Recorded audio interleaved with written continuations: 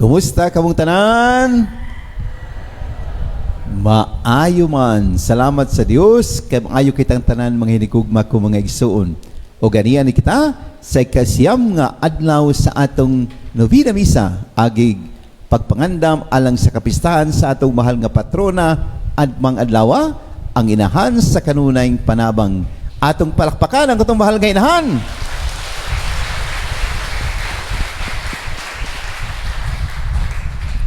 Kinsay nakakumpleto attendance? Taas kamot.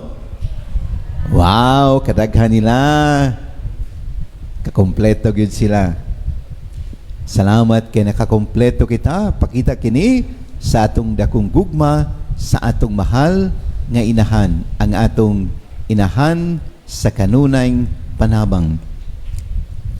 Wa ko kabalo asa ko magsugod karon sa akong humiliya kay nagsagol-sagol akong una-una. Nagsagol-sagol ako pagmati. Pero magsugod siguro ako sa atong nahitabo after my ordination. Human sa akong ordinasyon, ang among silingan nga lola, silingan namo dol sa amo balay. Kabus kaay sila. Kuan na siya nang manarbaho sahay, mamupo og kape, mutabang sa panguma, mutabang og kanang pangani, bisan tigulang na in town siya. Unya nakurat ako sa kadlaon niya na kay naghatod siya sa balay og gamay nga bugas. Ngayon siya, Father, nalipay kaayo ko nga naordinahan ka. Dawata kining akong gasa. Bag-o gina nga ani nga bugas, Father. Unya napoy usa ka manok. Oo. Nya na-touch kay ko. From hindsight, diya sa akong pagpamalandong, labi na sa atong ebanghelyo karon. Nakaingon ako nga, kung kining maong lola, manggihatagon, bisan wala ako mangayo, unsa pa kaha ang Dios nga tag-iya sa tanang mga grasya. Kay balo ako nga mas kinahanglan niya katong bugas ug mas kinahanglan niya katong kabut ug katong manok. Kinaaman siya mga apo.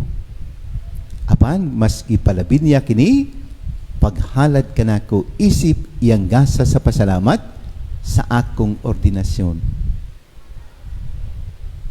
Kini naghatag kanako kasiguruhan sa ako nang gikaingon nga kung kinisiyang nga nanginahanglan anda mo hatag, labi pa kaha ako ug labi pa kaha ang Dios nga maoy tag-iya gayud sa tanan, tag-iya sa tanang bahandi ni ining kalibutana. Makinigugma ko mga igsuon diya sa atong ebanghelyo karon. Si Jesus miingon, walay makaalagad og sabay sa Dios og sa salapi. Kay pwede nga higugmaon yang usa og kasilagan ang usa. Gagahapon unsa may atong ebanghelyo? Asa may ebanghelyo kagahapon? Sa ingon ni Father Alvin? Ha? Oh. Niingon siya? Oo, kung asa ang inyong kasing-kasing anaa ang inyong bahandi. Baliktad di ay. Kung asa ang inyong bahandi, anaa ang inyong kasing-kasing. Oh, di ba? Oh, naminaw gid ka mo di ay. Kung asa ang inyong bahandi, anaa ang inyong kasing-kasing. O kinsa man ang atong bahandi? Ang atong tinuod nga bahandi mao ang Ginoo. Siya ang bahandi og tinubdan sa tanang bahandi ni ining kalibutana. Busa mga hinigugma ko mga igsuon, diha sa pagpahinomdom kanato ni Jesus, nga kung siyang atong algaran, maanaa kanato ang atong gikinahanglan. Pero angay natong unahon, maugayod siya og ang iyang gingharian.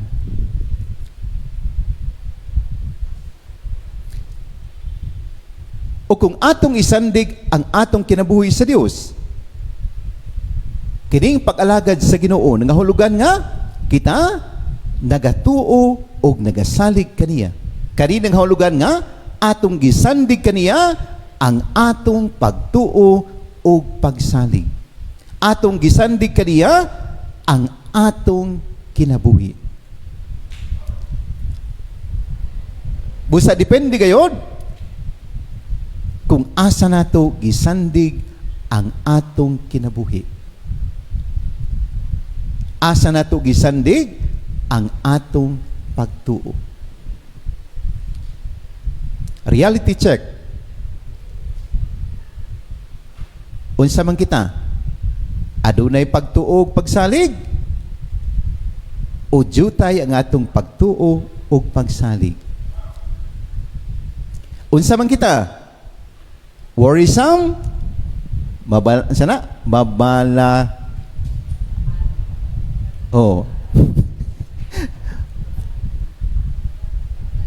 Oh, puno sa kabalaka. Dali ra mabalaka. Oh. Mabalakahon. Sorry. Puno sa kabalaka, dali rang mabalaka. Asa man mo? Dali ra ba mo problema? Nayuban, gamay rang problema, dakon. Nayuban, gamay rang samad, hilak. Di ba mo inta nga? Layo ra nas tinai, nya iduol man sa tinai, iduol sa kayo.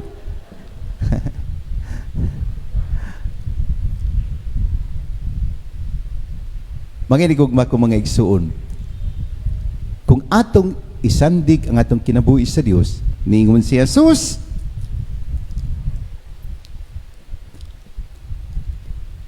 ayaw kamo kabalaka. Kapila gibalik-balik ni Jesus diya sa atong ebanghelyo karon ang ayaw kamo kabalaka. Kapila katulo. Katulo gayud gibalik-balik ni Jesus diya sa atong ebanghelyo karon ang ayaw kamo kabalaka. Kay mo man kana ang epekto sa atong pagtuo o pagsalig sa Dios. Busa ang tao nga dali ra mabalaka, puno sa kabalaka, ningon siya, pagkajutay sa inyong pagtuo, pagkajutay sa inyong pagsalig.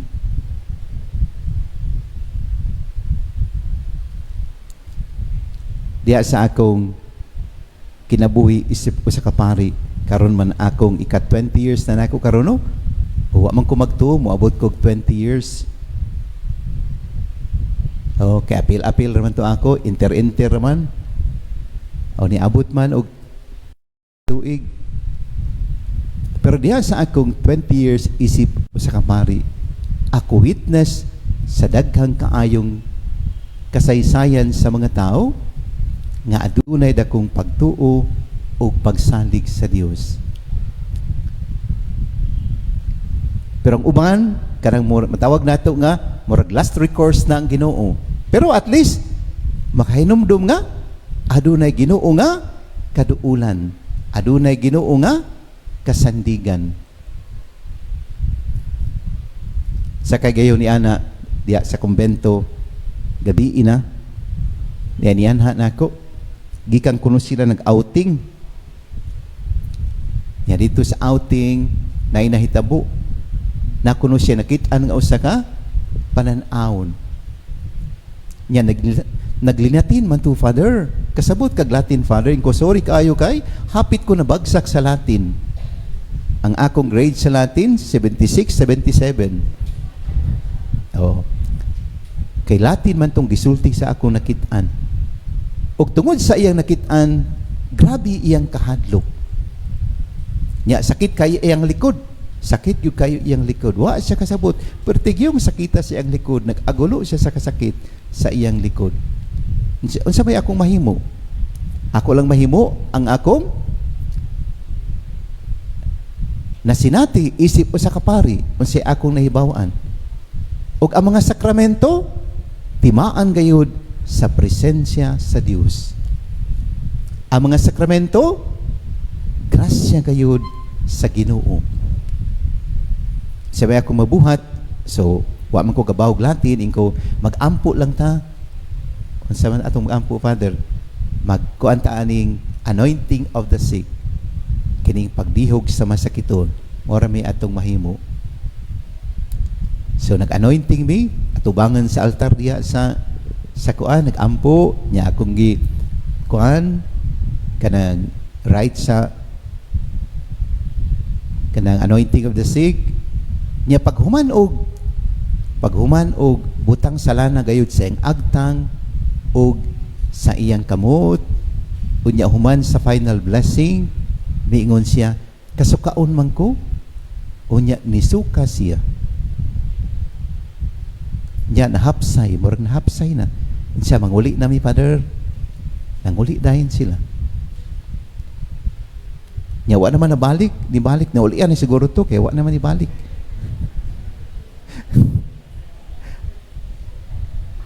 Nawasa-usa dito po sa Consuelo, napag-iusa dito, ila, Father, gabiin na po, nuktok man sila. Father, nayawaan dito, batanon. Father, atu kay nayawaan. Nya, wa man sila kaduulan, ikaw ra madyod mo maduulan, Father. Di mami kabawaan ni. Bisag gabiin na mo, duol gid sa imo. Sa gituan ako, batanon babay. Nagpuyo sa gamay nga balay, kauban yang igsuon. Nya, sige yaw-yaw, nya isog kaayo, gunitan nila, kay kusgan man na sila, no, isog kaayo. Oh. Nya akong gisantalanahan. Pag human nagsantalana, pag human po sa final blessing, naulian siya. Nya nangingutan siya, nganong daghan man tao? Wa siya kabaw unsay iyang naagian, pero naayo siya. Tungod sa grasya sa Dios. Ang grasya usab sa Dios, ang pamaagi nga ang presensya sa Dios, ang iyang grasya, ana usab diha sa kamot sa iyang katawhan. Kita usahay ang pamaagi nga ang grasya sa Dios ibubu ngadto sa iyang katawhan. Pag ingon nila nga, Father, hermano kahar, kita na ko sa listahan, hermano, manay ko karong adlaw. Yan, nakulbaan ko. Nakulbaan ko kay, ingko, na ba ko ikahatag? May na lang, nanihatag na ako. May na lang, nanihatag na ako. Usahay kita po, ang grasya sa Diyos, muagi, pinaagi, kanato.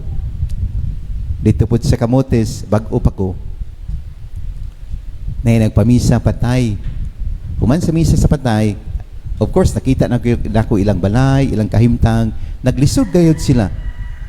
Nya, kitagaan kog sobre, human sa misa, kitagaan kog sobre. Nya, bag-o pa man ko atos Kamotes, presko pa akong kuan, kanang kinabuhi sa seminaryo, bag-o pa ko sa parokya. So, di ko naanad og mga sobre-sobre, no? Kitag sarap ay buhatag sobre seminaryo. O kami rin tikaw-tikaw. Nya, pag abri na ko sa sobre, dako man.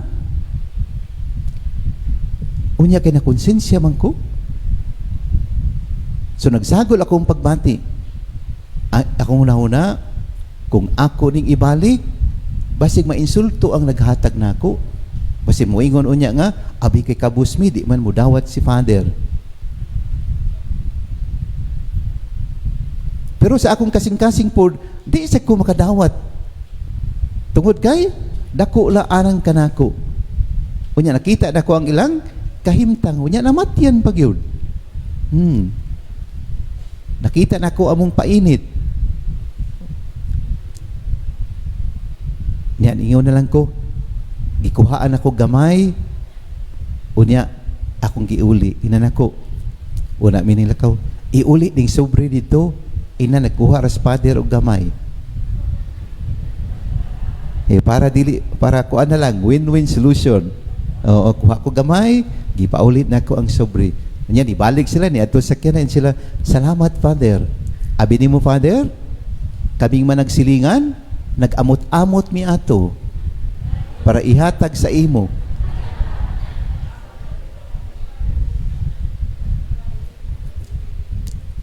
So mga silingan ng hatag, tabang nila sa namatian.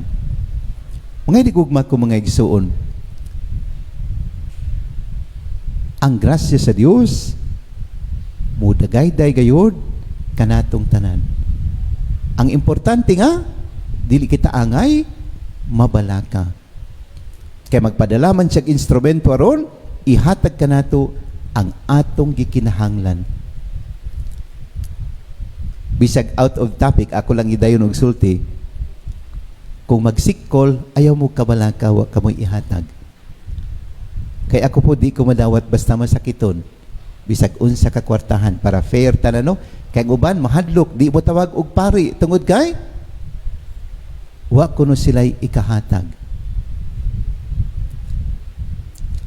Ya, para na lang dili maikog, so fair na lang tanano. Bisag nay kwarta mo balibad sa ko kay makadungog biya sila. Nga usahay nga makita nga nay naghatag. So di lang kumudawat. So ay lang mo kabalaka kung basta masakiton o ay lang gyud hatag para patas tanan, para dili maulaw ang tanan nga mutawag og pari kung adunay masakiton. So mahigugma ko mga igsuon, ayaw kabalaka. Dili kita angay mabalaka tungod kay ang Dios manggihatagon. Ang gikinahanglan lamang nga ato siyang unahon diha sa atong kinabuhi. Kita mag-alagad kaniya diha sa pag-alagad sa iyang katawhan. Kung mualagad kita sa Ginoo, kung isandig nato ang atong kinabuhi kaniya, siya usab magpanalangin kanatong tanan. Ang grasya niya mudagayday kanatong tanan. Apan dili po nato kalimtan nga kita usahay ang sandayong sa Ginoo nga pinaagi kanato, gamiton kitang instrumento nga pinaagi kanato nga ang grasya sa Dios mudagayday ngadto sa uban. Diha sa atong pagkamanggihatagon, gipakita nato ang pagkamanggihatagon sa Dios. Diha sa atong pagtabang sa uban, gipakita nato ang pagtabang sa Dios. Ang atong mahal nga inahang Maria, ang inahan sa kanunayng panabang, instrumento sa Dios alang kanato. Siya gayod inahan sa kanunayng panabang alang kanato. Bisag taas sa akong hobili karon, lastly, aduna lang ko'y testimony mahitungod sa mahal nga Berhen. Ug dili gayud ako kapuyon sa pag-share ni ini. Kay siya gayod inahan man alang kanako. Sa kaadlaw ni ana dito sa seminaryo, ako ra usa kay nanguli ang mga seminarista, nya naa may mga buluhaton, so napugos ako pagpabilin sa seminaryo. Nya usahay na among gitay mga pagsulay sa kinabuhi, naaman tay mga problema sa kinabuhi, no? Usahay down tang sa kinabuhi. So narko sa akong office, naglingkod sa akong lingkuranan. Nya daghan ko og mga kabalaka. Sa akong kabalaka o sa kay gayon, aduna ako'y murag nabati nga tingog nga nag-ingon, Mother is here. Mother is here. Ana alang si nanay. O kung unsa man akong pagbati, natunaw gayon. Og mipuli, mibanus ang kalinaw. Kanang kalinaw bitaw nga lawom kaayo. Kato nga experience di gay nako makalimtan. Unsa ka maayo ang mahal nga Birhen Maria diri kanako. Ug nasayod ako siya usab maayo kaninyong tanan. Kaysa man ang ato ginahan sa kanunay panabang. Ug nasayod ako nga nagnovena kita alang kaniya, pasalamat sa Dios ug pasalamat usab kaniya sa iyang panabang kanato, sa iyang mga pag-ampo alang kanato. O ginaot kining atong santos nga kasaulugan, kining atong pagnovena, magdala kanato ngadto sa lig-on nga pagtuo ug pagsalig sa Dios, ug magdala kanato ngadto sa pagtabang usab sa uban. Amen.